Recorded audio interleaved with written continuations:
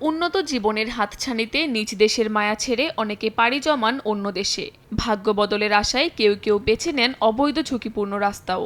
সমুদ্রপথে পাড়ি জমান কাঙ্ক্ষিত দেশের উদ্দেশ্যে পথিমধ্যে অনেকে পড়েন নানা বিপদে, এমনকি কখনো কখনো পতিত হন মৃত্যুমুখেও। এর মধ্যে প্রতি বছরই ইউরোপের দেশগুলোতে সমুদ্রপথে পৌঁছাতে গিয়ে নিখোঁজ হন বহু অভিবাসন প্রত্যাশী। কিন্তু এবছর ইউরোপের দেশ স্পেনে যাওয়ার পথে নিখোঁজের সংখ্যা ছাড়িয়ে গেছে অন্যান্য বছরগুলোর হিসাবকে।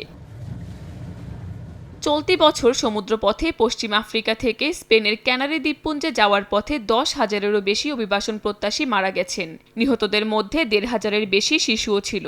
বৃহস্পতিবার স্পেন ভিত্তিক অভিবাসী অধিকার বিষয়ক সংস্থা কামিন্দাদো ফ্রন্টেরাস এ তথ্য জানায়। স্পেনে যাওয়ার পথে 2024 সালে সবচেয়ে বেশি অভিবাসন প্রত্যাশী প্রাণ হারিয়েছেন। সংস্থাটি আরও জানায়, গত বছরের তুলনায় এবছর 50%-এরও বেশি মানুষ নিখোঁজ হয়েছেন এ পথে।